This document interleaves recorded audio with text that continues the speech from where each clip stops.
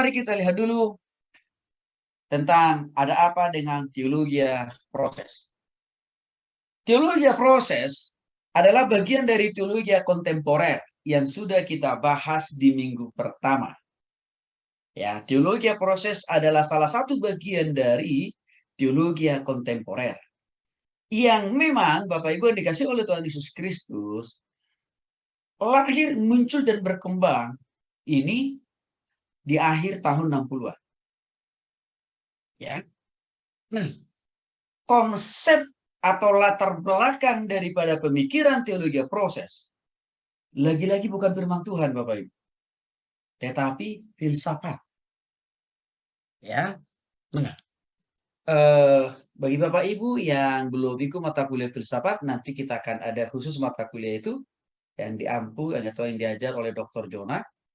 Tapi nanti kita akan atur waktunya. Nah, pandangan teologi mereka ini tidak didasarkan pada Alkitab. Nah, anehnya begini Bapak Ibu. Mereka ini kan selalu memakai istilah teologi ya. Tetapi tidak konsisten.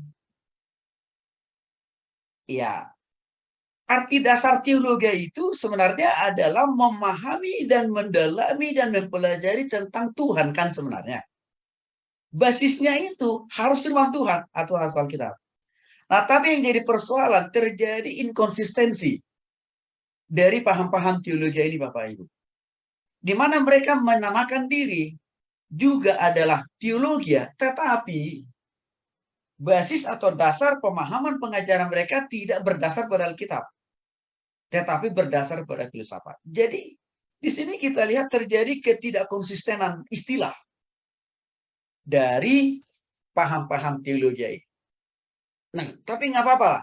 Karena mereka sudah kudung memakai nama teologi juga, nggak apa-apa. Kita coba ikuti cara pola berpikir mereka, tapi kita akan tetap kritisi juga Bapak Ibu, di mana paham dan pengertian-pengertian mereka yang bengkok alias tidak sesuai dengan Alkitab. Nah, jadi sekali lagi, latar belakang daripada teologi proses ini adalah filsafat, bukan Alkitab. Akibat dari konsep pemahaman mereka itu adalah dari filsafat, maka sudah dapat dipastikan ajaran mereka, konsep mereka, pemahaman mereka itu merusak ya dasar-dasar atau konsep dari iman Kristen. Itu sudah pasti. Konsep mereka tentang Allah, Alkitab, dan Kristus itu jauh berbeda daripada apa yang sudah dijelaskan di dalam Alkitab kita. Walaupun mereka juga memunculkan istilah Allah, istilah Kristus, tapi berbeda dengan Bapak Ibu dengan apa yang kita pahami di dalam Alkitab kita. Penggagas lahirnya teologi proses ini adalah Alfred. Nah, lalu diikuti oleh beberapa tokoh-tokoh lain, yang mana mereka menganggap segala sesuatu itu pasti selalu mengalami perubahan atau selalu mengalami proses, termasuk juga Tuhan. Jadi Bapak Ibu, kalau mereka katakan manusia harus berubah, oke, setuju kita dengan itu. Tapi kalau mereka katakan Allah juga ikut serta berproses dan berubah, ini yang jadi masalah. Kalau Allah dikatakan ikut berproses, ikut berubah, berarti kan dia bukan Allah. Berarti dia adalah ciptaan. Maka kalau Bapak Ibu perhatikan, Alkitab mengatakan aku adalah Alfa, yang Alfa dan Omega kan? Yang awal dan yang akhir. Ya. Akulah Allah yang terdahulu dan terkemudian. Bumi dan segala isinya akan berlalu, tapi aku akan tetap menjadi Allah. Ayat-ayat tadi kan mengisyaratkan Allah tidak pernah berubah. Tapi ciptaan bisa berubah, termasuk kita. Ini salah satu yang menjadi letak persoalan dari teologi proses. Nah, Bapak Ibu dikasih oleh Tuhan Yesus Kristus. Seperti saya katakan di awal tadi, bahwa teologi proses memang ditumbuh kembangkan berdasarkan pemikiran filsafat oleh Alfred North. Mereka berpandangan, mereka mengatakan bahwa realitas bukanlah statis, tetapi sebagai proses sedang menjadi. Demikian juga realitas akan keberadaan Allah. Mereka katakan juga masih terus berproses. Singkat ceritanya begini kira-kira Bapak Ibu. Bagi mereka Allah itu belum sempurna. Sama seperti manusia yang juga sedang dan terus butuh proses untuk menuju kepada kesempurnaan. Oke, kalau manusia memang masih terus butuh proses menuju kepada kesempurnaan. Tetapi Allah kan tidak butuh proses. Karena Allah itu sudah sempurna sejak dari awal mulanya. Itu ya Bapak Ibu ya. Nah, ada buku yang terkenal yang digagas dan ditulis oleh Alfred sendiri yang mengatakan sistem metafisik itu artinya adalah studi keberadaan atau realitas. Ya. Sistem metafisik adalah berdasarkan pada peristiwa yang terus-menerus berlangsung sebagai satu proses yang kreatif untuk membawa ke puncak maksimum kebaikan. Secara singkat, buku mereka ini banyak menjelaskan bahwa keberadaan Allah itu Bapak Ibu yang dikasih oleh Tuhan Yesus Kristus belum pada tahap kesempurnaan yang total. Itu intinya sebenarnya. Untuk itu mereka katakan Allah itu masih terus butuh proses, butuh pembaharuan, butuh perubahan. Tapi mereka tidak bisa menunjukkan kapan Allah itu akan berakhir menjadi sempurna. Mereka tidak bisa menjelaskan itu. Tapi yang selalu mereka katakan, ya, bahwa Allah itu masih butuh proses, alias Allah itu belum sempurna.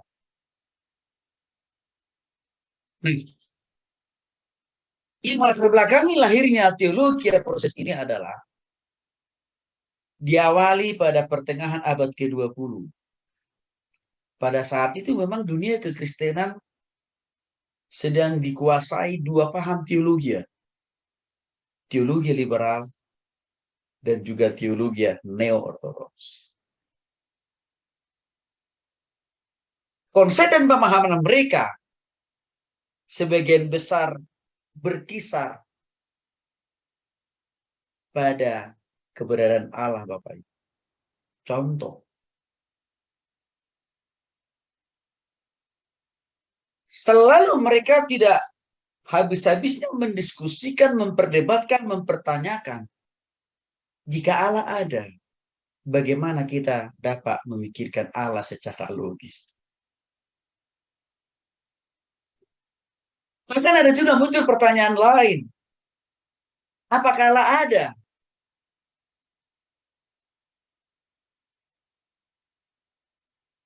Masih perlu dibicarakan. Begitu Bapak Ibu ya.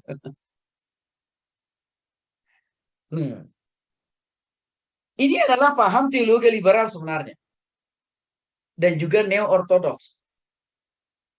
Yang ini, paham ini saya katakan tadi, tidak terlalu disukai oleh penganut teologi proses. Maka itulah yang melatar belakangi lahirnya teologi proses itu sebenarnya. Jadi dapat disimpulkan munculnya teologi proses merupakan respon terhadap keadaan yang skeptis terhadap keadaan saat itu. Di mana penganut teologi liberal dan neo-ortodoks selalu terus sibuk memperdiskusikan, memperbincangkan, mempertanyakan dari mana asal-usul Allah, bagaimana dia bisa menjadi Allah, dan bagaimana caranya dia jadi Allah. Penganut teologi proses bosan mendengarkan pertanyaan-pertanyaan, diskusi-diskusi yang seperti itu. Akibat dari kebosanan mereka di dalam mendengarkan diskusi-diskusi yang tidak bermutu seperti itu menurut penganut teologi proses. Disitulah teologi proses muncul dan lahir dan hadir. Jadi teologi proses ini hadir untuk menjelaskan tentang teori keberadaan Allah dan karya pekerjaan Allah.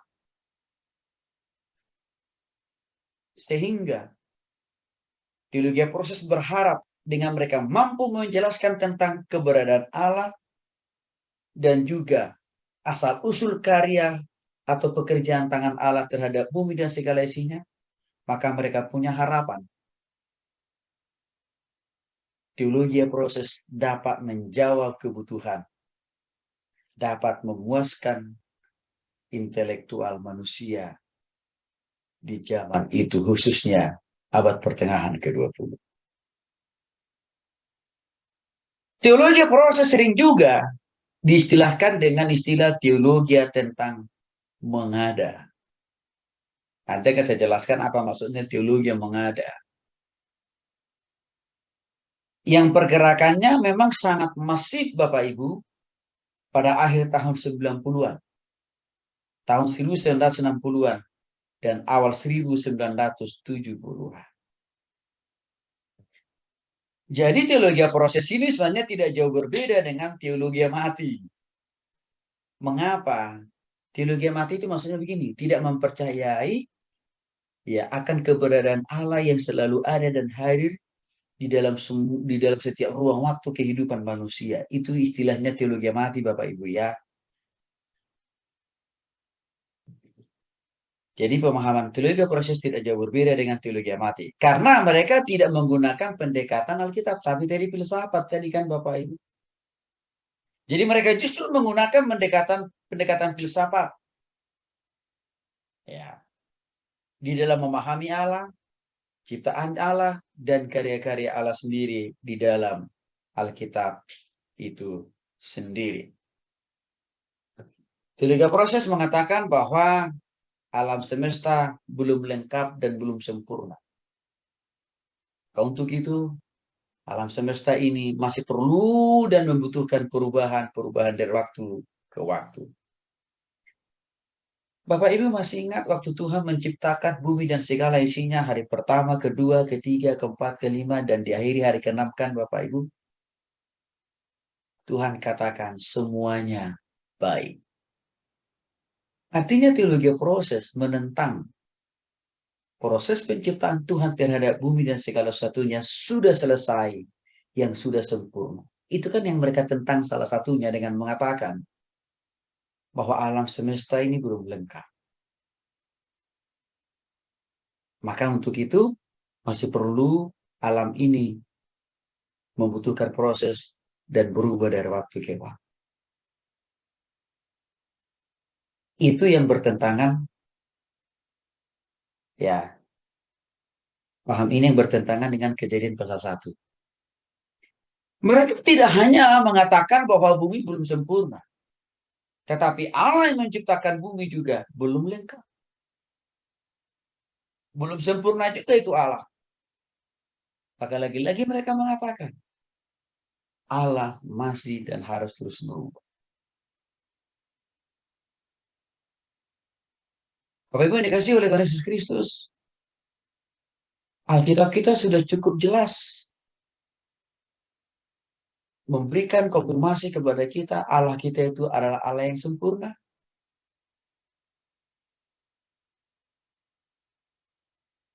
Sejak dari awal, ya, dia menjadi Allah, dia sudah jadi Allah yang sempurna.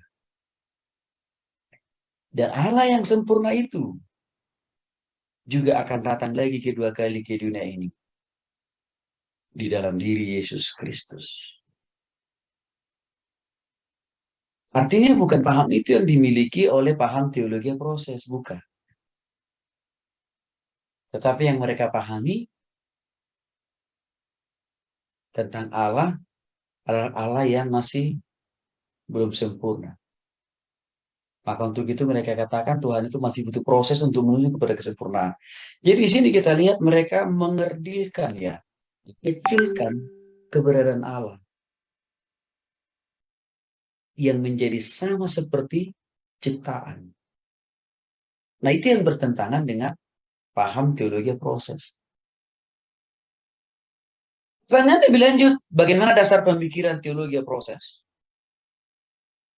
Bagi mereka, konsep Tuhan dan dalam teologi proses adalah Tuhan yang tidak bertentangan dengan pemikiran ilmiah. Sehingga terbuka untuk diselidiki. Artinya Bapak Ibu yang dikasih oleh Tuhan Yesus Kristus, mereka memaksa Tuhan harus tunduk pada pemikiran ilmiah, pada pemikiran manusia, pada pengetahuan, pada apa? Perkembangan ilmu pengetahuan dan sains. Kan masalah ini Bapak Ibu. Kalau Allah harus ditundukkan pada pemikiran ilmiah atau kepada teknologi dan sains. Pertanyaannya, yang jadi Allah siapa jadinya? Berarti kan bukan Allah. Berarti pemikiran manusia kan Bapak Ibu. Itu bahayanya, paham? Bahkan mereka katakan, Allah itu harus terbuka untuk diselidiki oleh ilmu pengetahuan. Loh,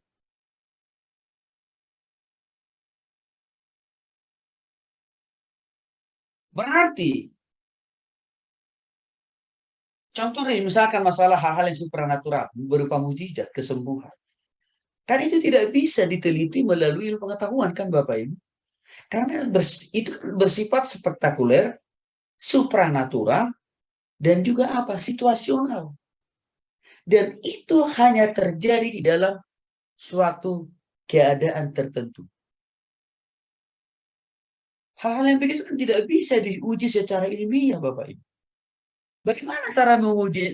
Bagaimana menguji mujizat? Bisa secara ilmiah. Mengapa? Karena mujizat itu adalah campur tangan Tuhan yang supranatural. Artinya apa? Kuasa Tuhan itu kan melampaui ilmu pengetahuan. Melampaui sains kan Bapak Ibu. Kan tidak mungkin Allah ditundukkan terhadap ilmu pengetahuan. Ini salah satu konsep pemahaman yang keliru dari paham teologi proses.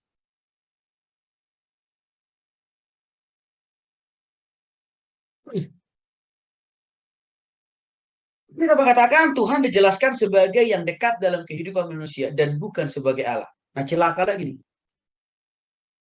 Bagi mereka, Tuhan itu hanya dekat dengan manusia. Tetapi Tuhan itu bukan Allah. Artinya Bapak Ibu, Tuhan itu berarti hanya sebagai pelengkap penderita kan? Kalau kita lagi butuh, kita berdoa dan bersuruh dan memanggil namanya. Tapi kalau kita sudah tidak butuh, lalu kita buang dia. Itu kan konsep yang ditawarkan oleh penganut paham teologi proses kan? Artinya konsep ini kan ada dalam pemikiran orang-orang Kristen loh Bapak Ibu. Contoh, seringkali orang Kristen waktu ada pergumulan menerpa, mendera. Oh, begitu getolnya berdoa sama Tuhan. Sampai doa dan puasa 40 hari, 40 malam. Tapi waktu pergumulan kesesakan itu sudah diangkat oleh Tuhan. Bagaimana respon orang Kristen secara umum? Belum tentu tetap konsisten dan setia berdoa kepada Tuhan. Tapi yang ada adalah puji Tuhan, haleluya. Jadi maksud saya, tanpa disadari paham teologi proses ini ada merasuki pikiran orang-orang Kristen sebenarnya. Walaupun mereka tidak mengaku, saya penganut paham teologi proses. Tapi cara berpikir seringkali menginduk kepada beberapa paham teologi yang sudah kita bahas termasuk hari ini tentang teologi proses. Nah, yang berikutnya, bagaimana konsep mereka tentang eskatologi atau tentang kerajaan 1000 tahun atau tentang kerajaan atau tentang surga. Teologi proses berusaha melihat keadaan dunia masa kini dalam terang yang akan terjadi pada masa yang akan datang. Artinya apa Bapak Ibu? Konsep surga di dalam pemahaman teologi proses itu adalah hanya sebatas kehidupan di dunia ini. Jadi surga yang dijelaskan di dalam Alkitab kita bukan itu yang dipahami penganut teologi proses.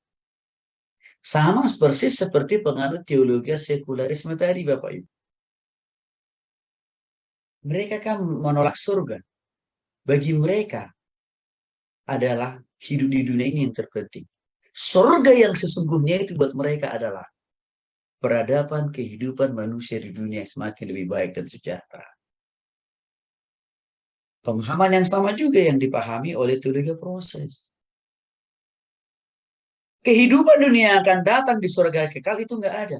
Kehidupan surga itu mereka bilang yang kehidupan kita di dunia sekarang kok.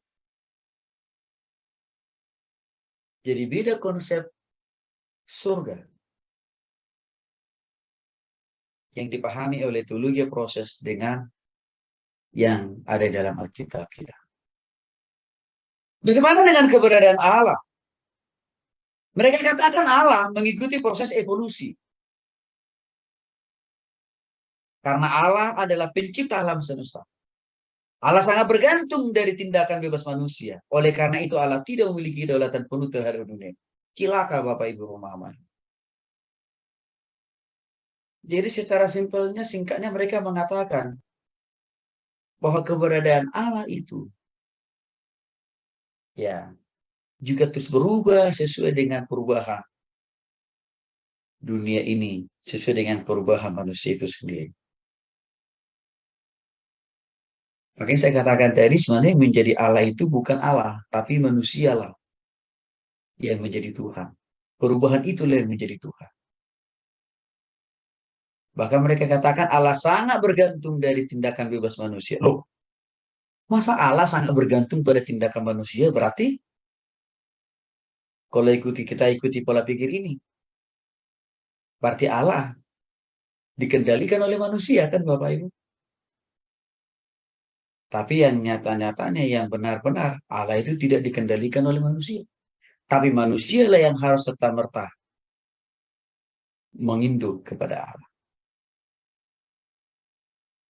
Nah, di sisi lain mereka mengatakan Allah itu tidak memiliki kedaulatan terhadap dunia ini. Artinya apa? Allah itu tidak berkuasa total atas bumi dan segala isinya. Lalu pertanyaannya, lalu siapa yang berkuasa total atas bumi dan segala isinya? Kalau memang Allah tidak berkuasa total atas bumi dan segala isinya, pasti sudah kacau balau kehidupan manusia di dunia ini.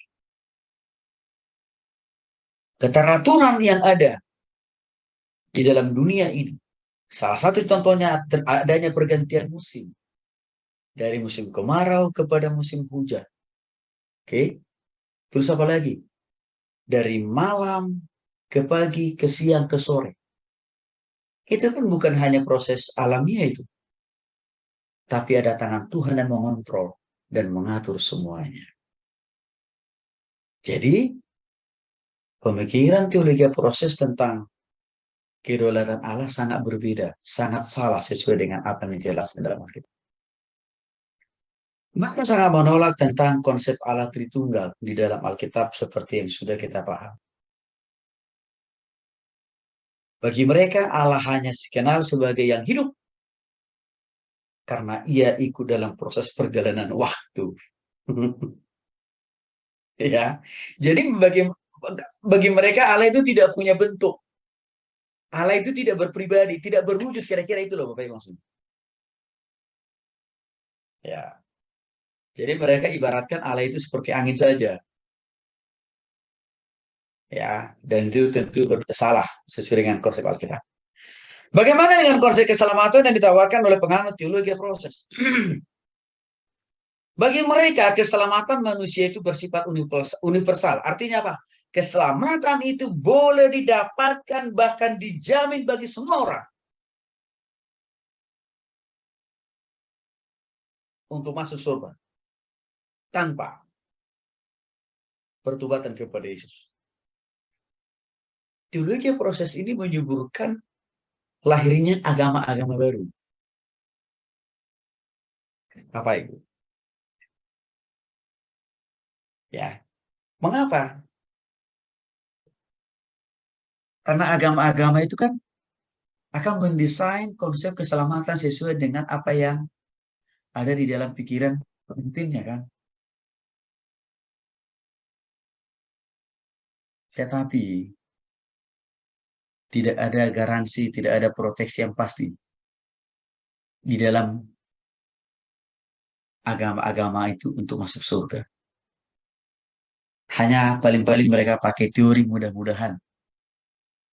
Moga-moga Tetapi tidak ada satupun yang berani dengan tegas mengatakan seperti yang Yesus katakan, aku adalah jalan kebenaran dan hidup. Tidak ada seorang pun yang sampai kepada Bapa di surga kalau tidak melalui. Nah, itu kan yang membedakan ajaran Yesus dengan ajaran-ajaran agama-agama apapun di dunia ini kan Bapak. Teologi proses tidak menerima hal-hal yang supranatural. Berupa kesembuhan karena mujizat. Mereka tidak menerima. Jadi ini ada kesamaan dengan paham teologi demiteologisasi tadi Bapak. Mengapa mereka tidak menerima hal-hal yang bersifat supranatural, bersifat mujizat? Karena itu tidak bisa masuk di akal dan pikiran. Karena itu tidak bisa diteliti secara ilmiah. Kan begitu. Ya memang. Karena itu sifatnya supranatural. Karena itu sifatnya cepat. Dan itu tidak butuh proses memang.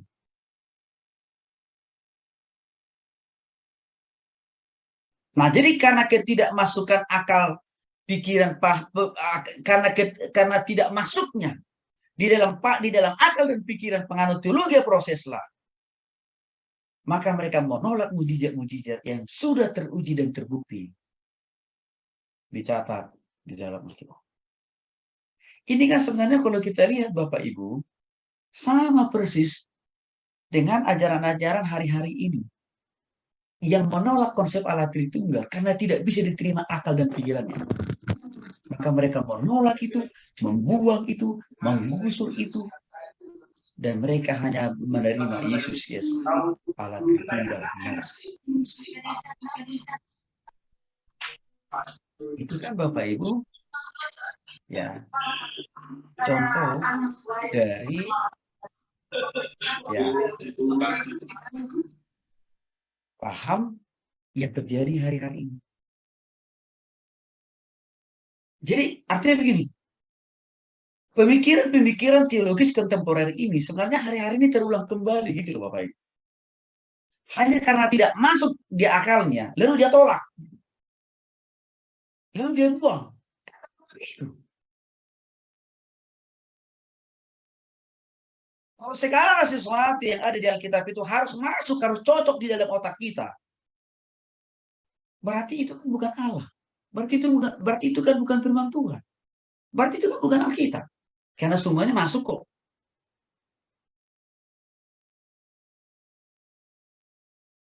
Nah itu kira-kira sebuah pembanding pola pikir maksud saya Bapak Ibu. Jadi nggak boleh karena tidak masuk dalam otak kita, lalu kita tolak, lalu kita lawan, kita buang itu Alkitab, nggak boleh. Karena kalau segala sesuatunya harus masuk di otak kita baru kita percaya. Loh, ya berarti kita aja yang jadi Tuhan.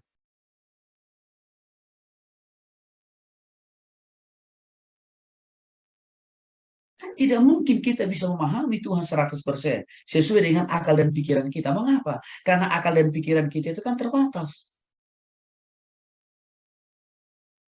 Lalu akal dan pikiran Tuhan tak terbatas. Maka kalau kita paksakan memahami dan memikirkan Allah dengan pikiran kita yang terbatas, maka menjadi salahlah konsep kita tentang Allah. Nah, jadi Bapak Ibu yang dikasih oleh Yesus Kristus, itulah pola pikir yang dibangun oleh penganut teologi proses dan juga yang sudah kita bahas tadi. Ya.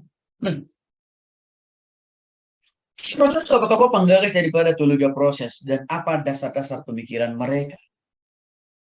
Yang pertama adalah Alfred. Dia lahir di Inggris Selatan 15 Februari tahun 1961. Bapaknya adalah seorang pendeta gereja Anglikan dan dia banyak belajar tentang saintifik, ya, khususnya matematika di Trinity College Cambridge. Menurutnya, tentang keberadaan Allah harus terus-menerus berada dalam proses untuk menyelamatkan dan memelihara dunia, tetapi tidak pernah selesai. Ini konsep Allah yang ditawarkan oleh Allah. Ya, Allah harus terus-menerus berada dalam proses, karena memang Allah itu belum sempurna, kan gitu. Supaya Allah itu dapat terus memelihara dunia, dan juga, ya, walaupun demikian, tidak pernah selesai. Jadi kalau dipikir-pikir Bapak Ibu, nggak ada ujung yang jelas dari pemikiran Alfred ini tentang Allah. Karena dasar pemikiran tadi kan filsafat, bukan Alkitab.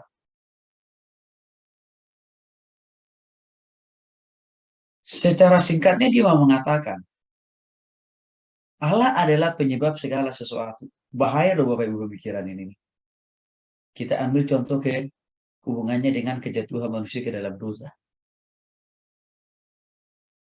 Ya, berarti kalau mereka katakan Allah itu penyebab segala sesuatu, berarti Allah lah yang mendesain, yang merekayasa supaya Adam dan Hawa jatuh dalam dosa. Bahaya kan pemikiran ini Bapak Ibu. Kalau mau kita kembangkan, karena ada banyak orang yang akan bisa mengklaim dan mengatakan, saya jatuh dalam dosa karena dikehendaki oleh Tuhan. Cilaka kan Bapak Ibu. Tapi sadar atau tidak sadar, paham itu kan ada hari-hari ini. Contoh yang paling gampang saja. Kalau ada orang yang ketangkap korupsi misalkan, atau mengkonsumsi narkoba, lalu diwawancarai, ditanya oleh wartawan, mengapa Bapak Ibu Saudara lakukan ini? Bapak Ibu, seringkali jawaban mereka apa? Oh, ini karena kehendak Allah. Gitu kan? Nah, itu saya katakan tadi, betapa pengaruh pemikiran teologi proses ini ada dalam pikiran orang hari-hari ini tuh. Kadang-kadang orang Kristen yang bermasalah, saya katakan, ditanya sama jawabannya. Ini karena Tuhan menghendaki saya, ya, melakukan ini. Padahal orang dia yang melakukan dosa kok. Tapi dia bilang Tuhan yang menghendaki dia untuk jatuh dalam dosa. Nah, itu pengaruh dari paham teologi proses sebenarnya. Ya, itu yang paling, salah satu yang paling, ya, salah total dari paham pemikiran daripada Albert. Yang kedua, tokoh penggagas yang kedua adalah Charles. Dia lahir tanggal 5 Juni tahun 1897.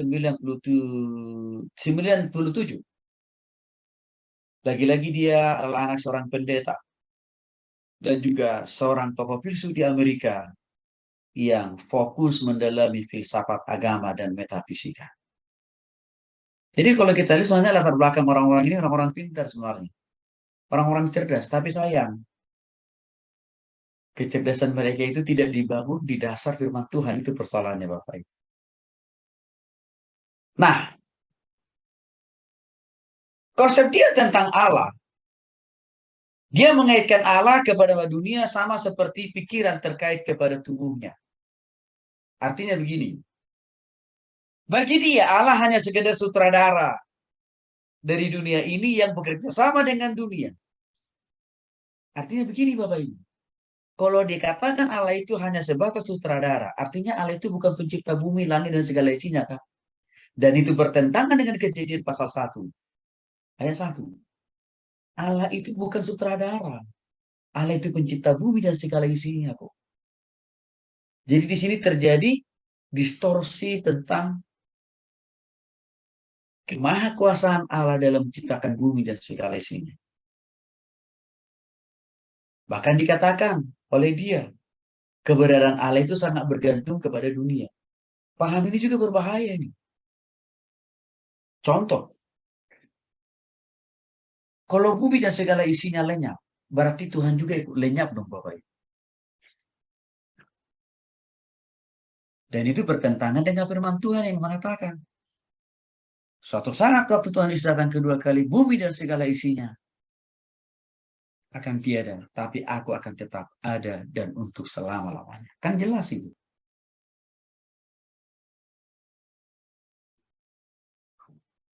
Ya, jadi Bapak Ibu yang dikasih oleh Tuhan Yesus Kristus, pandangan-pandangan dari penggagas tokoh dari teologi proses ini sangat banyak bertentangan dengan firman Tuhan. Tokoh berikutnya adalah Nelson Pick, lahir tahun 1930. Dia adalah seorang penulis utama filsafat agama dan anggota dari Departemen Filsafat University of California. Dia ini menentang paham Thomas Aquinas tentang kekekalan Allah. Bagi dia, kekekalan Allah akan menghapus kemahatauan Allah. Jadi Bapak Ibu jangan lupa, Alkitab katakan kan, dia adalah Allah yang Alfa dan Omega. Itu artinya kan kekekalan Allah. Dia pertentangkan itu dengan kemahatauan Allah. Kalau Allah itu kekal, maka Nelson mengatakan akan menghapus kemahatauan Allah. Salah. Justru karena kekekalan Allah itulah sekaligus juga dia punya kemahatauan yang juga kekal. Artinya tidak terbatas. Jadi di situ dia kesalahpahaman daripada Nelson tentang kekekalan Allah. Jadi justru di balik pemahaman dia dibenturkan makna kekekalan Allah itu dengan kemahatauan atau kemahakuasaan Allah. Bagi dia, kekekalan Allah itu justru menghilangkan kemahatauan atau kemahakuasaan. Salah. Justru waktu Allah mengatakan aku adalah Allah yang kekal, yang Alfa dan Omega, yang awal dan yang akhir. Artinya apa? Di balik itu Allah mau mengatakan dia punya kuasa atas segala sesuatu. Dimanapun dalam keadaan apapun.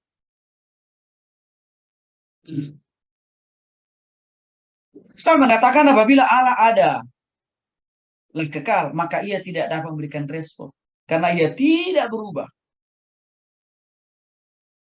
Ibadah dan doa menuntut bahwa Allah harus digerakkan oleh pemohon. Tapi apabila ia kekal, maka ia tidak dapat digerakkan. Kekekalan Allah akan membatalkan inkarnasi, karena inkarnasi menuntut perubahan. Jadi lagi-lagi Bapak Ibu dikasih oleh Tuhan Yesus Kristus. Nelson memposisikan Allah itu Allah yang mati. Sehingga salah satu contohnya dikatakan oleh dia di sini. Iya. Doa, ibadah dan doa. Hanya itu yang bisa menggerakkan Allah. Hanya itu yang bisa menghidupkan Allah. Loh,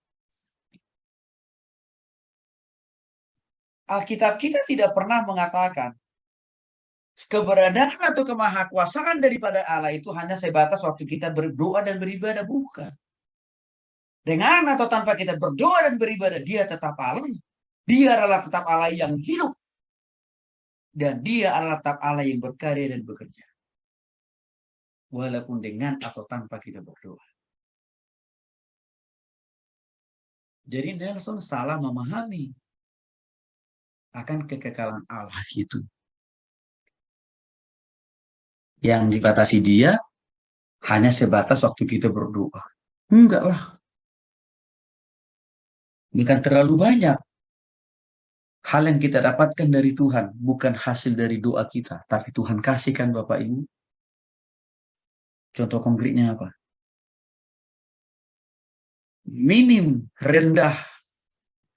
Jarang kita berdoa supaya Tuhan kasih napas kehidupan tiap-tiap hari kan Bapak Ibu. Tapi faktanya apa? Hari kemarin, esok, hari ini, esok, Tuhan masih kasih kita napas. Tanpa kita selalu minta-minta. Itu membuktikan kuasa Allah, keberadaan Allah tidak dibatasi. Ruang geraknya hanya sebatas waktu kita bermohon, beribadah kepada dia, berdoa kepada dia. Enggak lah. Karena kuasa Allah itu melampaui daripada doa dan ibadah yang kita naikkan kepada. Itu konsep Allah kita di dalam Alkitab. Ini membedakan dengan konsep kekuasaan dan kekekalan Allah menurut Nelson Bapak Ibu.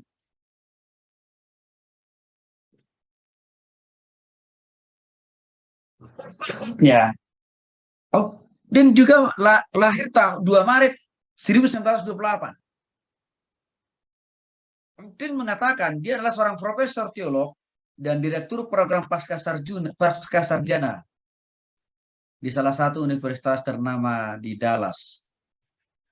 Dia mengatakan Allah, memandang Allah sebagai yang relatif.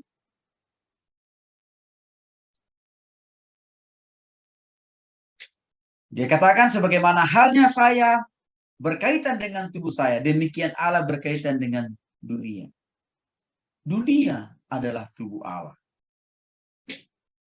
Bapak Ibu, kalau kita dalami pemahamannya dia ini, berarti keberadaan Allah tergantung kepada perasaan kita, kan? Contohnya, kalau saya merasa hari ini tenang, damai, enak badan saya, lalu disitulah saya merasa Allah itu ada. Itu kan kira-kira paham pemikirannya, arti paham pemikirannya dia ini nih. Lalu kalau kita merasa dompet kita lagi kering hari ini, kita lagi sakit, diterpa masalah dan pergumulan, berarti Allah itu hilang dan mati. Kan itu ditawarkan oleh pemikirannya si Ogden ini kan sebenarnya. Pertanyaannya, adakah pemikiran ini ada di dalam pikiran orang Kristen masa kini? Ada. Ada. Itulah yang melahirkan sikap-sikap apa? Orang Kristen yang hanya percaya akan keberadaan Tuhan jikalau dia sedang tidak punya masalah dan tidak punya pergumulan. Itu yang saya pakai istilah tadi. Ya.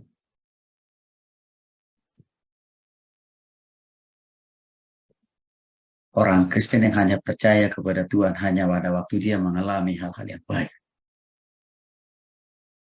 Nah,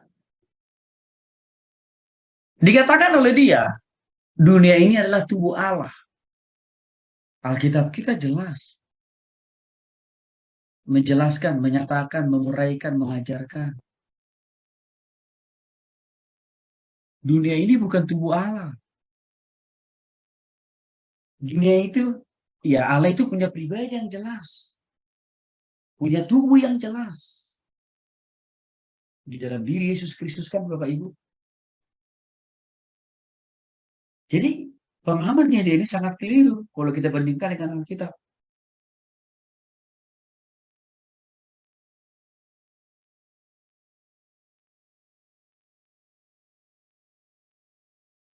Lagi-lagi saya katakan tadi mereka konsisten. Allah belum sempurna. Maka untuk itu Allah masih dan terus perlu berubah. Tetapi mereka tidak bisa memastikan kapan garis finish perubahan daripada Allah itu atau kapan kesempurnaan daripada Allah itu sendiri. Norman, tokoh kelima dari penggagas teologi proses. Dia lahir tahun 1905. Dia adalah seorang teolog dari gereja Anglikan. Dia sangat berperan penting sebagai promotor lahirnya teologi proses. Dia membawa teologi proses pada pembicaraan tentang Kristus. Meskipun dia menyebut Kristus sebagai yang ilahi, yang berkuasa, tapi Norman tidak menjabarkan, tidak menjelaskan arti esensi keilahian Kristus dalam pengertiannya. Keilahian sebagai aktivitas ilahi dari Allah dalam Kristus. Jadi artinya apa? Norman memang mengangkat sedikit tentang ketuhanan Kristus. Tetapi dia tidak menjelaskan lebih jauh. Sampai sejauh mana arti, makna, tujuan, dampak daripada ketuhanan Kristus itu. Ini yang sangat disayangkan karena dia tidak menjelaskan itu. Sehingga orang tetap bingung dengan pemahaman daripada Norman sendiri. Bagi dia kelahiran Kristus adalah tindakan Allah di dalam Kristus. Kristus adalah tindakan Allah di tengah-tengah manusia. Jadi Kristus belum tentu Allah. Cilaka. Jadi sebenarnya Norman ini, di sisi lain, dia nggak konsisten. Dia katakan bahwa Kristus itu adalah ilahi. Tetapi di sisi lain, dia juga menolak bahwa Kristus itu adalah Tuhan.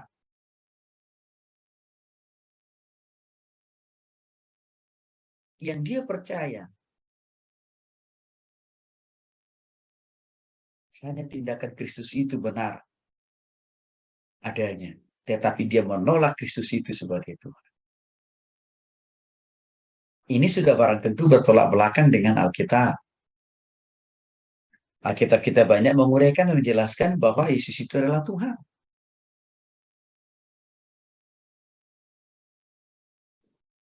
Dan Yesus itu adalah Allah itu sendiri. Jadi Kristus atau Yesus bukan hanya sekedar kaki tangannya Allah. Bukan. Tapi Kristus adalah Allah itu sendiri.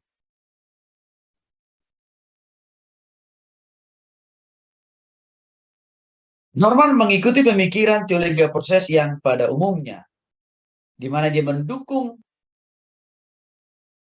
panenteisme, yaitu anggapan bahwa keberadaan Allah memasuki seluruh alam semesta, tetapi keberadaannya lebih dari atau tidak dibatasi oleh alam semesta. Jadi Bapak Ibu, dia percaya bahwa Allah itu hadir di dalam semua ruang, waktu, dan tempat. Tetapi masalahnya, walaupun Allah itu hadir di dalam setiap ruang, waktu, dan tempat, tetapi keberadaan Allah itu dibatasi oleh ruang, waktu, dan tempat. Bapak Ibu, kalau kita mengikuti pemahaman ini, akan membawa kita kepada konsep pemikiran yang salah. Artinya apa? Berarti Allah dibatasi oleh ruang, waktu, dan tempat kan? Yang artinya Allah itu tidak maha kuasa. Kalau kita lanjutkan lagi, pemaknaannya, Allah itu hanya hadir buat saya, tapi buat orang lain belum tentu Allah ada. Belum tentu Allah hadir. Kan itu maksudnya. Karena dia dikoptasi, dibatasi, diisolasi oleh ruang dan waktu. Itu kesalahan pemahaman daripada Norman dalam konteks ini.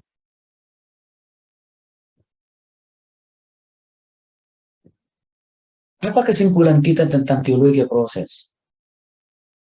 Satu, teologi proses adalah teologi tentang mengada, di mana dunia dipahami sebagai sesuatu hal yang dinamis berubah.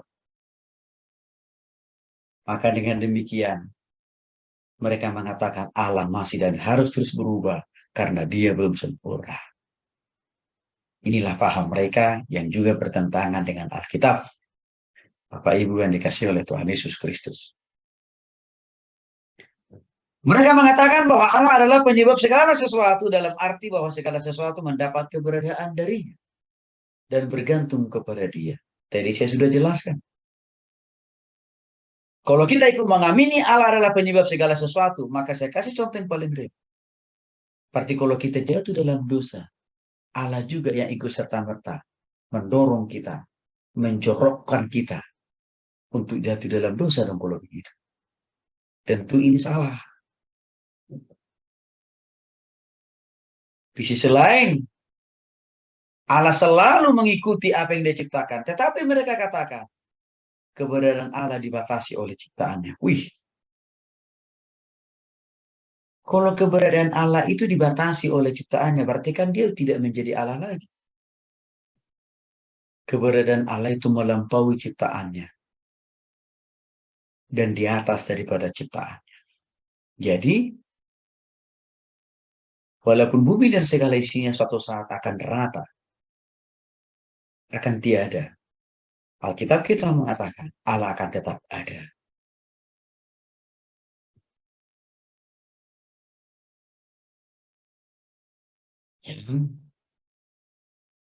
Teologi proses sering juga disebut panenteisme, di mana dunia dianggap sebagai tubuh Allah. Hubungan antara Allah dengan dunia mereka samakan dengan hubungan otak dan tubuh. Sekali lagi Bapak Ibu,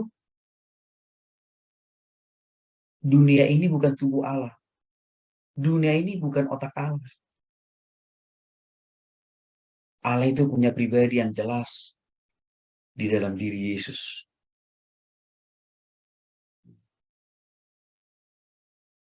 Teologi proses ini selalu menghubungkan erat antara Allah dengan dunia.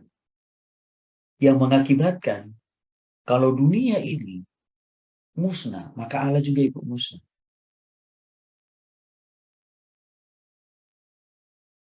Dan ini jelas Bapak Ibu bertentangan dengan firman Tuhan. Allah kita tidak dikuasai, tidak dikendalikan, tidak dibatasi oleh dunia dan segala isinya. Walaupun memang Bapak Ibu dikasih oleh Tuhan Yesus Kristus, salah satu cara Allah untuk memperkenalkan manusia kepada manusia di dunia ini adalah Dia menciptakan bumi dan segala isinya, kan? Dia menciptakan matahari, bulan. Dia menciptakan apa? Berikan napas hidup bagi orang yang belum bertobat ataupun yang sudah bertobat. Itu memang cara Allah untuk memperkenalkan dirinya kepada manusia. Tapi tidak berarti keberadaan Allah ditentukan oleh ciptaan-ciptaannya itu. Enggak loh Bapak Ibu. Jangan sampai salah itu ya. Dan Allah itu akan tetap ada. Andaikan pun bumi dan segala isinya tiada. Allah akan tetap berkuasa. Andaikan bumi ini akan rata. Karena keberadaan Allah tidak diikat. Tidak dibatasi. Ya. Oleh ciptaannya. Nah itu konsep Alkitab kita. Teologi proses juga telah menghancurkan keilahian Kristus karena menyebut Kristus sebagai yang ilahi, namun tidak menjabarkannya dalam arti esensial. Artinya Bapak Ibu, mereka kan tidak mempercayai, tidak mengamini Yesus itu Tuhan kan? Tapi tadi hanya sebatas kaki tangannya Tuhan. Itu kan konsep mereka tadi. Dan itu yang bertentangan dengan Alkitab. Yesus itu Tuhan kok. Buktinya apa? Dalam Kejadian pasal 1. Ayat 1 dan 2, ikut menciptakan bumi. Kejadian pasal 1, ada 6 sampai dengan 27. Dia ikut menciptakan manusia seturut gambar dengan rupa kita, kan begitu Bapak Ibu.